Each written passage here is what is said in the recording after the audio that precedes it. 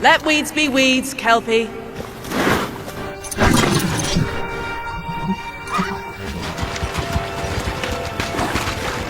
We return to town.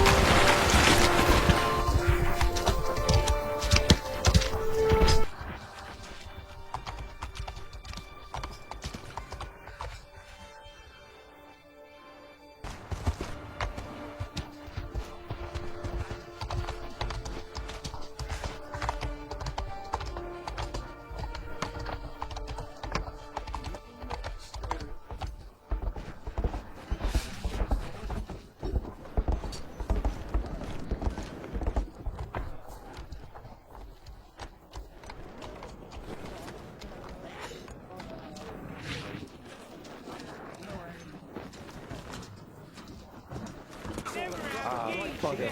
Not her again. Not even at the Land Exeter Fair! Now, 9 gazes while I present him with a fish. For the furry rascal will often wait, and the fair's weight grants good fortune. Which here, have they?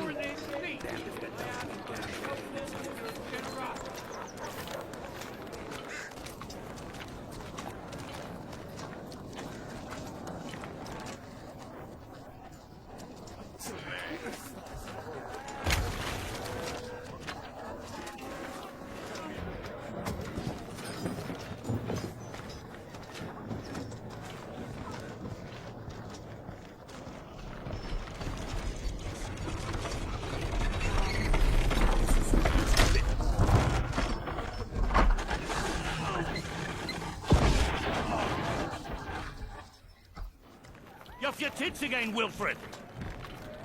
Get your ass up.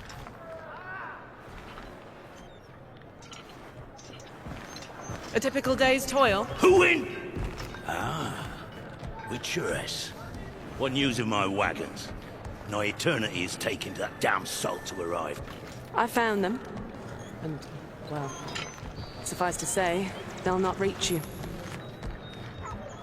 As for the salt, found not one speck. I presume this comes as no surprise to you. Now.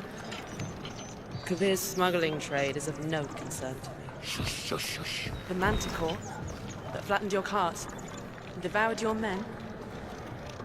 Quite the opposite. Manticore? No, them winged hellspawn dwell in the arse end of Creighton. No.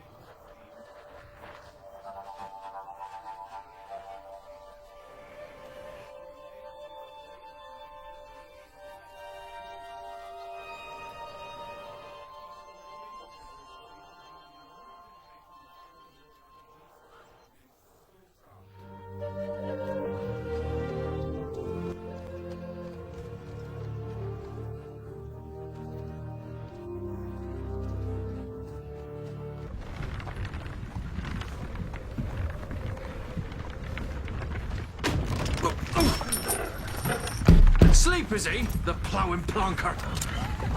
Break me pearlies on this blasted pit-ridden tract.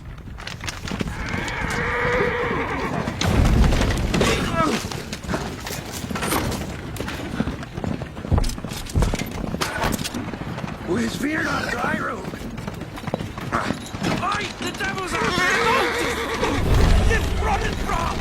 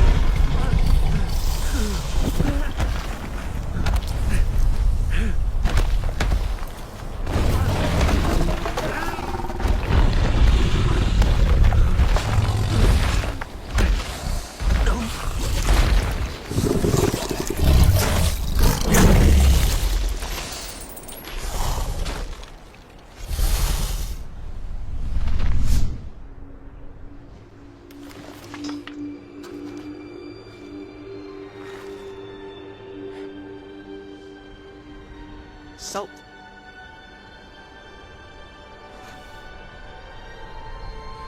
Almost had me fooled, Fruin.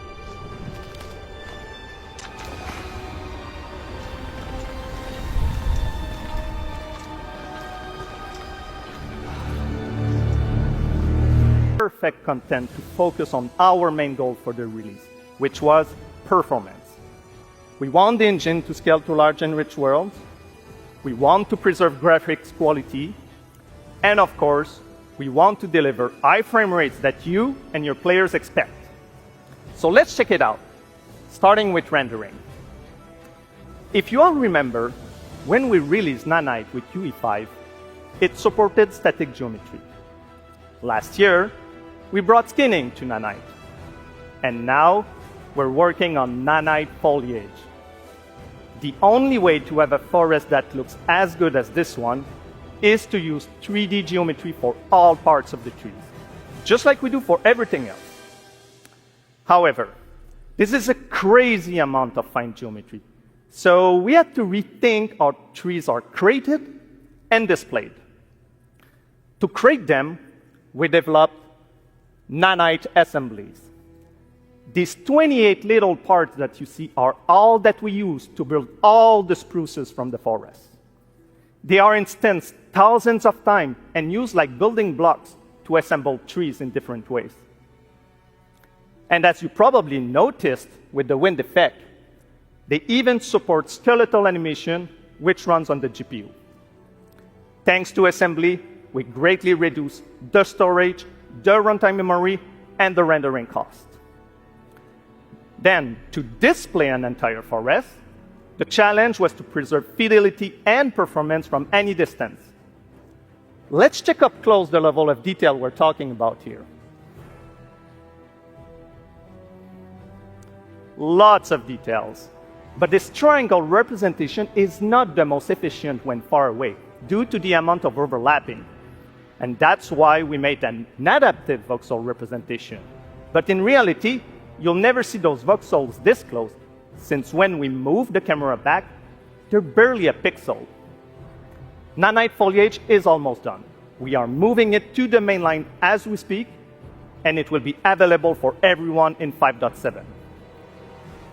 Another thing I would like to share is that ray tracing and Lumen now run more than twice as fast, with no visual trade-off compared to when UE5 was released.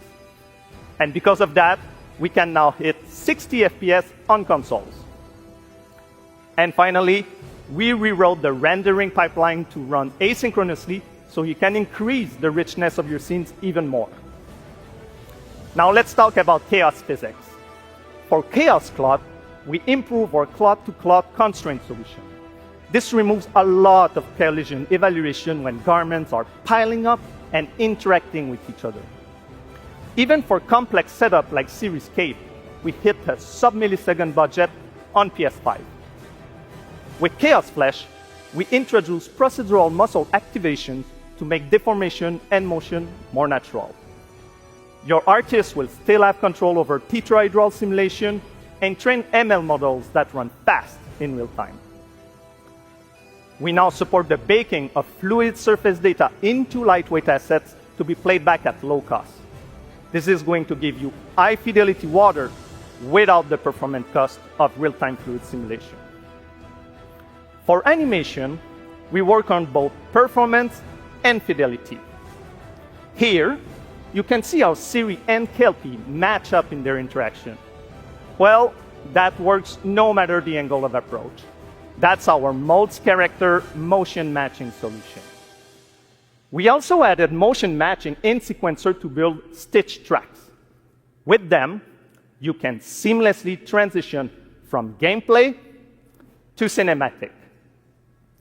Also, we now have a secondary layer of animation driven by physics in Control Rig. We used it in Kelpie's rig to drive the mane, the tail, and the saddlebacks. And now, I'm happy to announce that all these features are already integrated into our new Unreal Animation framework, which we are releasing as experimental in 5.6. We built it with performance first in mind. Animation evaluation are now running in parallel off the game thread, which was our bottleneck. And for the other character systems that are just as costly, like movement, avoidance, state tree behaviors, we also move them to worker threads. This is really going to help you create scenes that are crowded and lively. Streaming has always been a big deal regarding performance.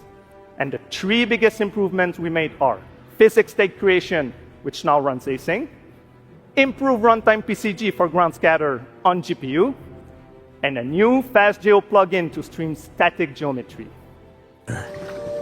I've watched ye grow from a devilishly curious child into a remarkably young lass with much grace, wisdom, and kindness. Take the easy times what shape us, nay. 'Tis how we rise to face the hard times what does that for us. You've an heart of gold. You've the spirit to overcome adversities aplenty. Darling, sweeten. Today's the day ye fill out your destiny.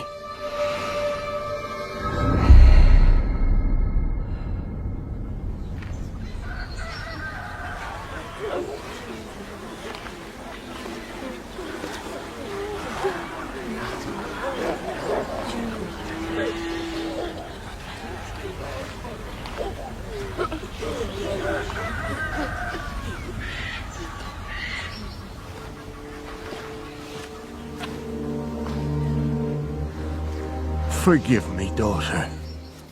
'Twere my only choice. We shall be the bringer of salvation.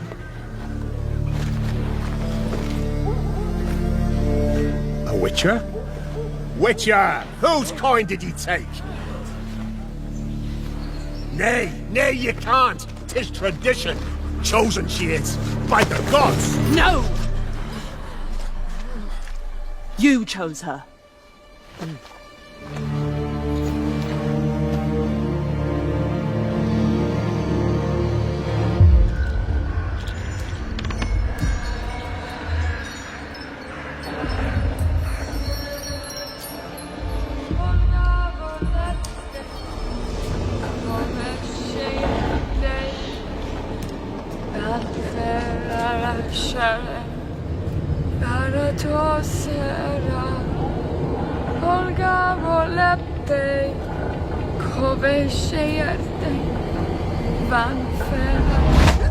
Back to the village.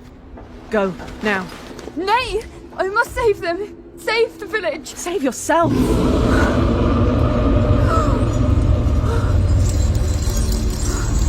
Run! To shelter! To your father! Run!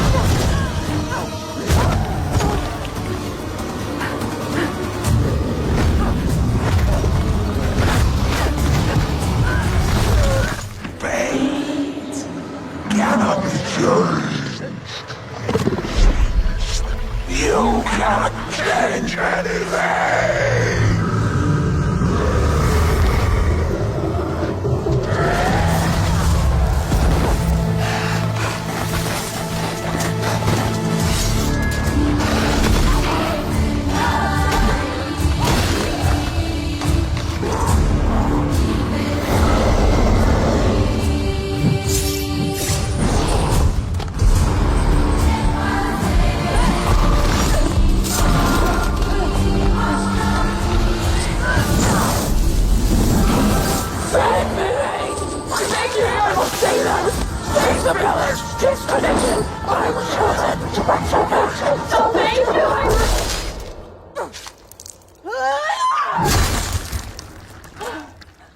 Witcher 4 is an upcoming open-world action role-playing game developed by CD Projekt Red, set to launch a brand new trilogy within the beloved Witcher universe. Departing from the story of Geralt of Rivia, the game introduces Ciri as the main protagonist, no longer just a supporting character, but now a fully realized Witcher in her own right, wielding both steel and elder blood powers as she faces new threats across the continent. The narrative unfolds in the northern realm of Kovir, a politically complex and previously unexplored region, known for its wealth and isolation. Players will traverse a wide array of richly detailed biomes, from snow-capped peaks and ancient glacial ruins to fog-laden forests, and the vibrant coastal city of Valdrest, a trade hub brimming with intrigue and corruption. Ciri's journey is shaped by dynamic choices, branching quests, and the moral ambiguity that defines the series. The game is being developed on Unreal Engine 5.6, a shift from CDPR's proprietary Agri Red engine, in order to fully harness modern open-world systems and graphical advancements. During the State of Unreal 2025 showcase, CD Projekt Red demonstrated a real-time technical demo highlighting nanite-based foliage rendering, Unreal's new animation framework, and mass AI simulations, allowing for bustling marketplaces, large-scale conflicts, and nuanced character animations, all running at 60 FPS with full ray tracing on base consoles.